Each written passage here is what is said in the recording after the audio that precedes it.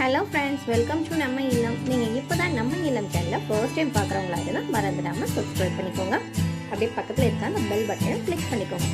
அப்போ தான் நாங்கள் ரெகுலராக போடக்கூடிய வீடியோஸ் உங்களுக்கு நோட்டிஃபிகேஷனில் வரும்.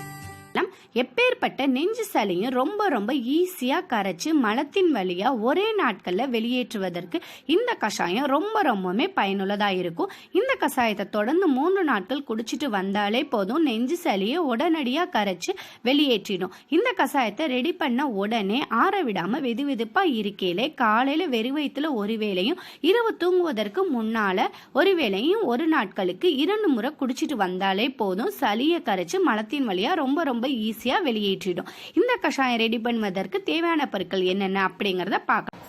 இந்த பொருட்கள்லாம் பார்த்தீங்கன்னா நான் 2 பேத்துக்கு கஷாயம் போடுற அளவுக்கு எடுத்து வச்சிருக்கேன். உங்களுக்கு எத்தனை பேத்துக்கு கஷாயம் தேவையோ அந்த அளவுக்கு நீங்கள் இந்த பொருட்கள் எல்லாத்தையுமே அதிகமாக எடுத்துக்கலாம். 2லேருந்து 3 வெற்றிலை அளவு எடுத்து வச்சிருக்கேன். பெரிய வெற்றிலையாக இருந்தால் 2 வெற்றிலை எடுத்துக்கலாம். இந்த வெற்றிலையில் பார்த்தீங்கன்னா நம்ம உடம்புக்கு தேவையான ஏராளமான மருத்துவ குணங்கள் அடங்கியுள்ளது. அது மட்டுமல்ல, இந்த வெற்றிலை அடிக்கடி நம்ம சேர்த்துக்கிறனால ஏராளமான நோய்களை குணப்படுத்தும். வெற்றிலையை அடிக்கடி நம்ம தொடர்ந்து சாப்பிட்டு வரதால நம்ம குடலை சுத்தப்படுத்தும், வாயு கோளாறுகளை சரி செய்யும், செரிமான மண்டலத்தை அதிகப்படுத்தும், நெஞ்சில் உறையக்கூடிய சளியை கரைத்து வெளியேற்றும், உயர் இரத்த அழுத்தத்தை கூட கட்டுப்படுத்தும். அது கூடவே கற்பூரவள்ளி, ஓமவள்ளி அப்படின்னு சொல்லக்கூடிய இந்த இலைகளை கொஞ்சமாக எடுத்து வச்சிருக்கேன். இந்த இலைகளுக்கு 2 பேர் உண்டு. இந்த கற்பூரவள்ளி இலைகளில் பார்த்தீங்கன்னா நம்ம உடம்புக்கு தேவையான ஏராளமான மருத்துவ நன்மைகள் அடங்கியுள்ளது. சளி, இருமல், காய்ச்சல் இதனை உடனடியாக குணப்படுத்தும். தொடர் சளி பிரச்சனை உள்ளவங்க இந்த இலைகளை தினமுமே தொடர்ந்து ஒரு 2லேருந்து 3 இலைகள் வாயில போட்டு மென்று சாப்பிட்டு வந்தா சளியை கரைச்சி வெளியேற்றும், செரிமான தன்மையும் கூட அதிகப்படுத்தும். அது கூடவே அடுத்ததா பூண்டு பற்கள் எடுத்து வச்சிருக்கேன். இந்த பூண்டு பற்கள் பார்த்தீங்கன்னா பெரிய பற்களாக இருந்தால் 2 பூண்டு பற்கள் சேர்த்துக்கங்க. பூண்டு பற்களில் அதிகப்படியான செரிமான தன்மை அடங்கியுள்ளது. அது மட்டுமல்லாமல் பூண்டு பற்கள் நம்ம உடம்புல இருக்கக்கூடிய தேவையற்ற நச்சு கிருமிகளை அழித்து வெளியேற்றும். அது கூடவே மிளகு 1/2 ஸ்பூன் அளவே எடுத்து வச்சிருக்கேன். மிளகுல பார்த்தீங்கன்னா ஏராளமான மருத்துவ குணங்கள் அடங்கியுள்ளது. மிளகு வாயு கோளாறுகள், வயிற்று பிரச்சனைகளை சரி செய்யும், செரிமானத்தன்மையும் அதிகப்படுத்தக்கூடியது இந்த மிளகு. அது கூடவே 1 ஸ்பூன் அளவு ஜீரகம் எடுத்து வச்சிருக்கேன். ஜீரகம் பார்த்தீங்கன்னா அதிகப்படியான செரிமானத்தன்மையை ஏற்படுத்தக்கூடியது. அது கூடவே 2 கிராம்பு எடுத்து வச்சிருக்கேன். கிராம்பு நோய் தொற்று கிருமிகளை அழிக்கக்கூடியது, சுவாச பாதையில் ஏற்படக்கூடிய கிருமிகளை அழிக்கும். அது கூடவே 2 ஏலக்காய் எடுத்து வச்சிருக்கேன். இந்த ஏலக்காயை அப்படியே சேர்க்கக்கூடாது. இந்த ஏலக்காயை பிச்சு இந்த ஏலக்காய்க்குள்ள இருக்கக்கூடிய விதைகளை மட்டும் நம்ம சேர்த்துக்கணும். ஏலக்காயில் பார்த்தீங்கன்னா ஏராளமான மருத்துவ குணங்கள் அடங்கியுள்ளது. ஏலக்காய் பல நோய்களை கண்டிக்கும்.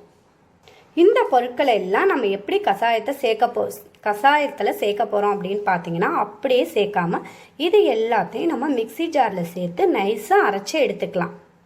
ஃபஸ்ட்டு தண்ணி விடாமல் அரைச்சி எடுத்துக்கணும். இந்த ஏலக்காயை மட்டும் பிச்சு இதனுடைய விதைகளை மட்டும் எடுத்துக்கலாம். இப்போ பாருங்கள், ஏலக்காயை பிச்சு இதனுடைய விதைகளை மட்டும் எடுத்தாச்சு. இப்போ இது எல்லாத்தையும் மிக்சி ஜாரில் சேர்த்துடலாம். தண்ணீர் சேர்க்காம நைஸாக அரைச்சி எடுத்துக்கலாம் ஃபஸ்ட்டு. இப்போ எல்லாத்தையும் இது போல் கொரப்பாக அரைச்சி எடுத்தாச்சு. இப்போ எப்படி கஷாயம் செய்யலாம் அப்படிங்கிறத பார்க்கலாம். கஷாயம் செய்கிறதுக்காக 1 டம்ளர் அளவு தண்ணீர் சேர்த்துருக்கேன்.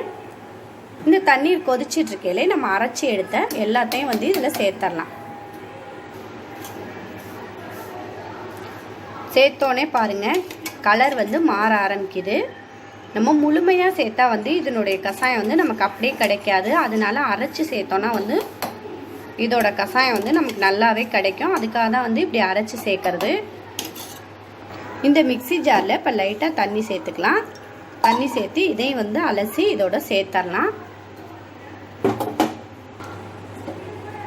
இந்த கஷாயம் நல்லா கொதிக்கட்டும். கொதிக்க விட்டு அடுப்பை சிம்மில் வச்சிடணும். அடுப்பை ஹைலே வைக்கக்கூடாது. நல்லா கொதிக்க வச்சு அடுப்பை சிம்மில் வச்சாதான் இதோட கஷாயம் நல்லா வெந்து சிம்மில் வைக்கிறனால நல்லா கொதிச்சு முழுமையாக நமக்கு கிடைக்கும். கொதித்த உடனே இது மாதிரி கொதி வந்தோன்னா அடுப்பை சிம்மில் வச்சு நல்லா வற்ற வச்சுருவோம். நம்ம சேர்த்த 1 டம்ளர் தண்ணி வந்து 3/4 டம்ளர் ஆகணும். பாதி அளவுக்கு வற்றணும். பாதி அளவுக்கு நல்லா கொதிச்சு வற்றி ரெடி ஆகட்டும். 3/4 டம்ளரில் வந்து 2 பேர் வந்து குடிக்கலாம். பாதி பாதியாக எடுத்து 2 பேர் குடிக்கலாம். பாருங்கள் நல்லா கொதிச்சிருச்சு. இப்போ வந்து நான் அடுப்பை சிம்மில் வச்சிடலேன். நல்லா வெந்து வந்து கஷாயம் ரெடி ஆகட்டும். இப்போ பாருங்க கஷாயம் நல்லா கொதிச்சு வற்றி ரெடி ஆயிடுச்சு. நம்ம சேர்த்த 1 டம்ளர் தண்ணீர் வந்து 3/4 டம்ளராக வற்றி கஷாயம் ரெடி ஆயிடுச்சு. அடுப்பை வந்து சிம்மிலே வச்சு தான் வந்து நம்ம கஷாயம் ரெடி பண்ணணும். அப்போ தான் நம்ம சேர்த்துருக்க பொருட்கள் எல்லாமே நல்லா வெந்து அதனுடைய சாறுகள் எல்லாமே இந்த கஷாயத்தில் இறங்கும். இப்போ இந்த கஷாயத்தை வடிகட்டி எடுத்துக்கலாம்.